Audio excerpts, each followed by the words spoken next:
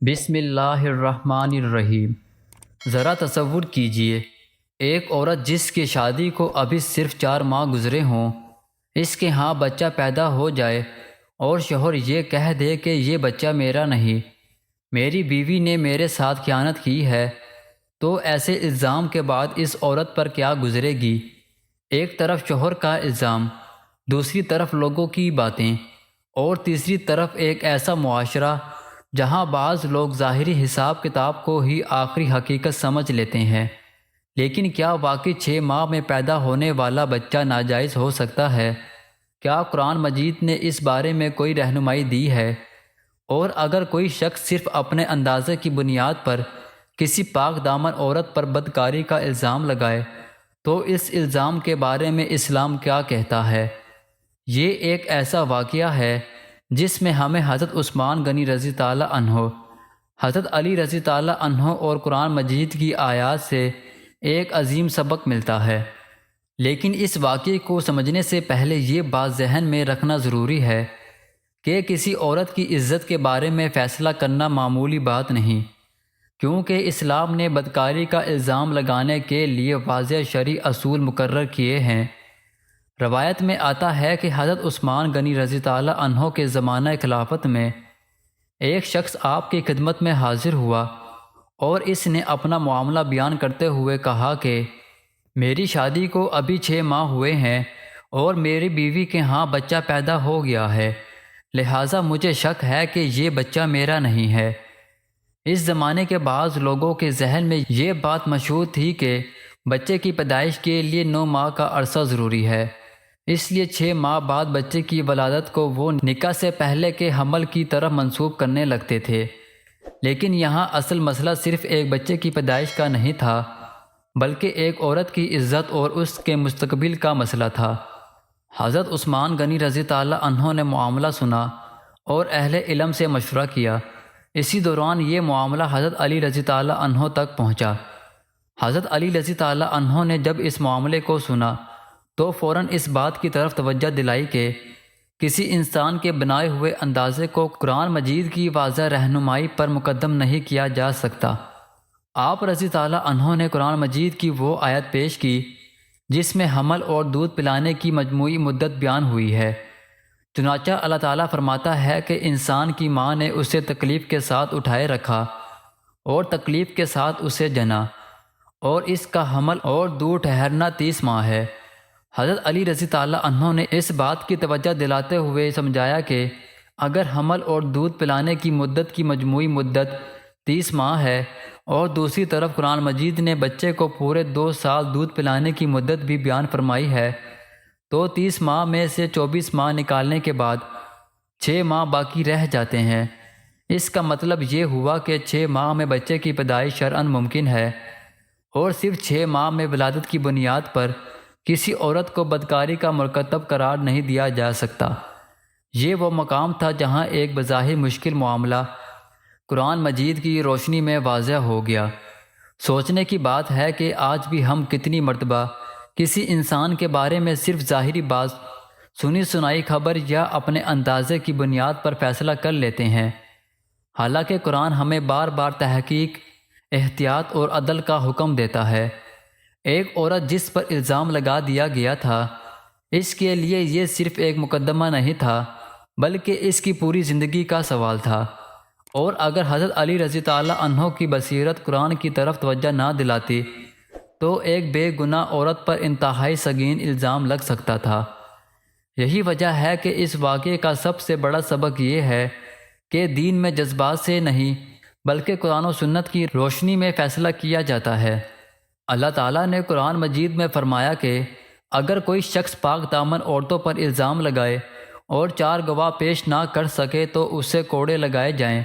اور اس کی گواہی کبھی قبول نہ کی جائے، کیونکہ وہی لوگ فاسق ہیں۔ لہٰذا کسی عورت پر صرف شک کی بنیاد پر بدکاری کا الزام لگانا اسلام میں انتہائی سنگین معاملہ ہے۔ یہاں ہمیں یہ بات سمجھنا چاہیے کہ 6 ماہ میں بچے کی پیدائش کا مطلب ہرگز یہ نہیں کہ ہر ایسا بچہ لازماً 6 ماہ ہی کے حمل سے پیدا ہو، بلکہ اس واقعے کا مقصد یہ واضح کرنا ہے کہ صرف مدت نکاح دیکھ کر کسی بچے کو ناجائز قرار دینا درست نہیں۔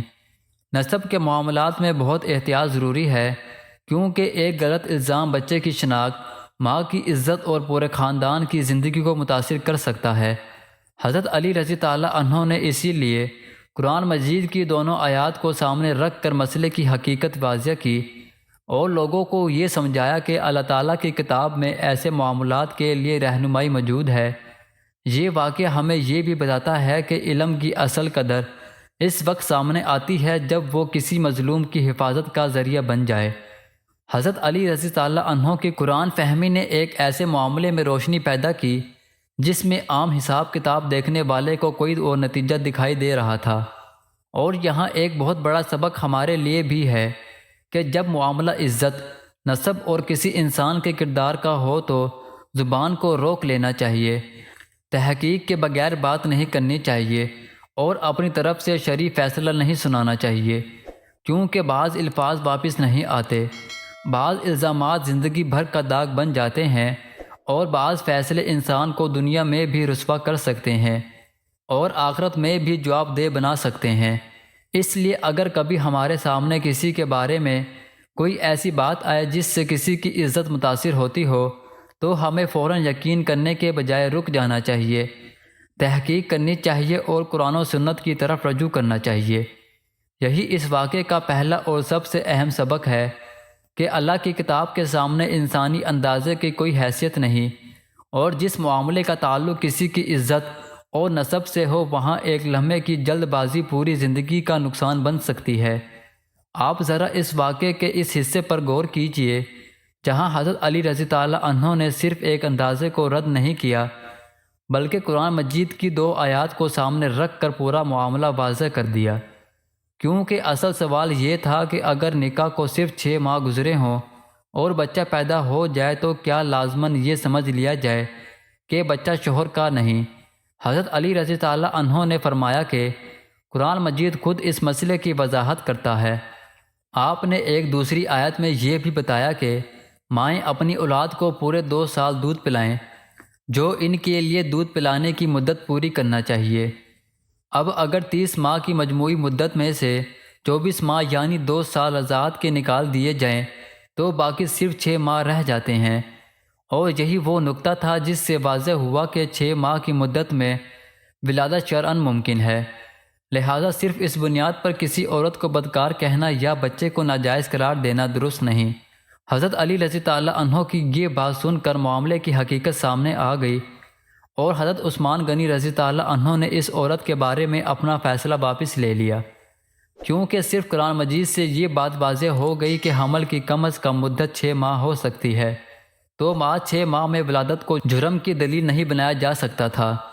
ذرا سوچئے ایک غلط فہمی کس قدر بڑے ظلم کا سبب بن سکتی تھی۔ ایک شوہر کا شک، لوگوں کی باتیں اور ایک غلط حساب اگر فیصلہ بن جاتا تو ایک بے قصور عورت کی عزت ہمیشہ کے لیے مجروح ہو سکتی تھی، اور اس کا بچہ اپنی پیدائش کے دن ہی ایک ایسے الزام کا بوجھ اٹھانے لگتا جس میں اس کا کوئی قصور ہی نہ تھا۔ لیکن اللہ تعالیٰ نے اپنے کلام کے ذریعے اس معاملے میں رہنمائی فرما دی۔ یہی وجہ ہے کہ اسلام میں نسب کے معاملے کو انتہائی اہمیت دی گئی ہے، اور کسی بچے کو محض شک کی بنیاد پر کسی اور کی طرف منسوب کرنا جائز نہیں۔ اسی طرح کسی پاک دامن عورت پر بدکاری کا الزام لگانا بھی معمولی بات نہیں۔ قرآن مجید نے اس کے لیے سخت وعید بیان کی ہے، کیونکہ عزت ان چیزوں میں سے ہے جنہیں اسلام نے بہت محفوظ رکھا ہے۔ ہمیں یہ بھی سمجھنا چاہیے کہ اس واقعے کا مقصد صرف یہ بتانا نہیں کہ 6 ماہ میں بچہ پیدا ہو سکتا ہے، بلکہ اس سے کہیں بڑا سبق یہ ہے کہ کسی کے بارے میں غلط فیصلہ کرنے سے پہلے مکمل تحقیق جاننا ضروری ہے۔ آج کے زمانے میں تو یہ سبق پہلے سے بھی زیادہ اہم ہے، کیونکہ ایک خبر، ایک پیغام، ایک تصویر یا کسی کی کہی ہوئی ایک بات چند لمحوں میں سینکڑوں لوگوں تک پہنچ جاتی ہے، اور بعض اوقات لوگ تحقیق کیے بغیر کسی کی عزت کے بارے میں رائے قائم کر لیتے ہیں۔ قرآن مجید ہمیں سکھاتا ہے کہ اگر کوئی فاسق شخص ہمارے پاس کوئی خبر لے کر آئے تو تحقیق کر لیا کرو، ایسا نہ ہو کہ تم نادانی سے کسی قوم کو نقصان پہنچا بیٹھو اور پھر اپنے کیے پر پشیمان ہو۔ جب ایک عام خبر کے بارے میں تحقیق کا حکم ہے تو پھر ایسی بات جس کا تعلق کسی عورت کے کردار، کسی بچے کے نسب یا کسی خاندان کی عزت سے ہو، اس میں کتنی زیادہ احتیاط ہونی چاہیے۔ حضرت علی رضی اللہ عنہ کا یہ واقعہ ہمیں علم کی اہمیت بھی سمجھاتا ہے، کیونکہ ایک ایسا معاملہ جس میں لوگ اپنے رواج اور اندازے کے بنیاد پر فیصلہ کرنے لگتے تھے، قرآن کی آیت کے ذریعے واضح ہو گیا۔ اس لیے دین کے معلومات میں صرف سنی سنائی باتوں پر اعتماد نہیں کرنا چاہیے، بلکہ قرآن و سنت اور معتبر اہل علم کی طرف رجوع کرنا چاہیے۔ اور ایک بات خاص طور پر یاد رکھیے کہ کسی بچے کا دنیا میں آنا اس بچے کا اپنا فیصلہ نہیں ہوتا، وہ اپنے والدین کے اعمال کا ذمہ دار نہیں۔ اس لیے کسی بچے کو اس کے والدین کے بارے میں کسی الزام کی وجہ سے طعنہ دینا یا اس کی عزت مجروح کرنا بھی ظلم ہے۔ اللہ تعالیٰ نے ہر انسان کو اس کے اپنے عمل کا ذمہ قرار دیا ہے، لہٰذا ایک معصوم بچے کو کسی ایسے معاملے کا بوجھ نہیں دیا جا سکتا جس میں اس کا کوئی اختیار ہی نہیں تھا۔ اس واقعے میں حضرت علی رضی اللہ عنہ کی بصیرت ہمیں یہ بھی سکھاتی ہے کہ قرآن مجید صرف تلاوت کے لیے نہیں، بلکہ زندگی کے مسائل کو سمجھنے اور درست فیصلہ کرنے کے لیے بھی رہنمائی کی کتاب ہے۔ جب انسان مشکل میں ہو، جب دو رائے سامنے ہو، جب معاشرہ کسی ایک بات کو درست سمجھ رہا ہو لیکن دل میں سوال پیدا ہو کہ حقیقت کیا ہے، تو ایسے وقت میں اللہ کی کتاب کی طرف رجوع کرنا چاہیے، کیونکہ انسان کا علم محدود ہے، اس کا اندازہ غلط ہو سکتا ہے، اس کی معلومات نامکمل ہو سکتی ہیں، لیکن اللہ تعالیٰ کا علم کامل ہے۔ اسی لیے ایک مسلمان کے لیے سب سے محفوظ راستہ یہی ہے کہ وہ اپنی خواہش، شک اور معاشرتی دباؤ کے بجائے اللہ تعالیٰ کی ہدایت کو ترجیح دے۔ اس واقعے میں ایک عورت کی عزت صرف اس لیے محفوظ ہوئی کہ ایک صاحب علم نے قرآن مجید کی آیات کو صحیح انداز میں سمجھایا اور معاملے کو جذبات کے بجائے دلیل کی روشنی میں دکھایا۔ آج ہمیں بھی اپنے گھروں، خاندانوں اور معاشرے میں یہی اصول اپنانا چاہیے۔ کسی کی بیٹی، بیوی یا ماں کے بارے میں کوئی بات سنیں تو فوراً فیصلہ نہ کریں، کسی بچے کے نسب پر شک ہو تو اپنی زبان کو روکیں، اور کسی کی زندگی کے بارے میں سنی سنائی بات کو حقیقت بنا کر آگے نہ پھیلائیں۔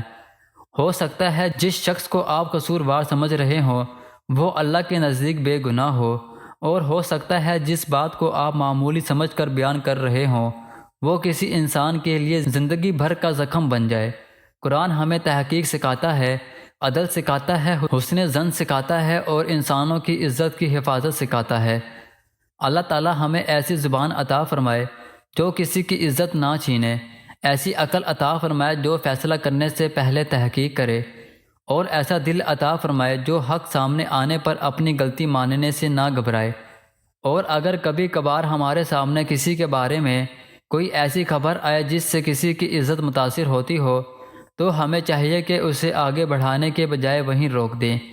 کیونکہ ممکن ہے اللہ تعالیٰ ہمیں کسی مظلوم کی عزت بچانے کا ذریعہ بنانا چاہتا ہو۔ یہی اس واقعے کا اصل پیغام ہے۔ قرآن کی روشنی میں فیصلے کرو، شک کو حقیقت نہ بناؤ، کسی پر تہمت نہ لگاؤ، اور اللہ تعالیٰ کی قدرت پر یقین رکھو۔ اللہ پاک ہمیں قرآن و سنت کو صحیح سمجھنے، اس پر عمل کرنے، اپنی زبان اور اپنے فیصلوں کی حفاظت کرنے اور دوسروں کی عزت کا خیال رکھنے کی توفیق عطا فرمائے۔ آمین۔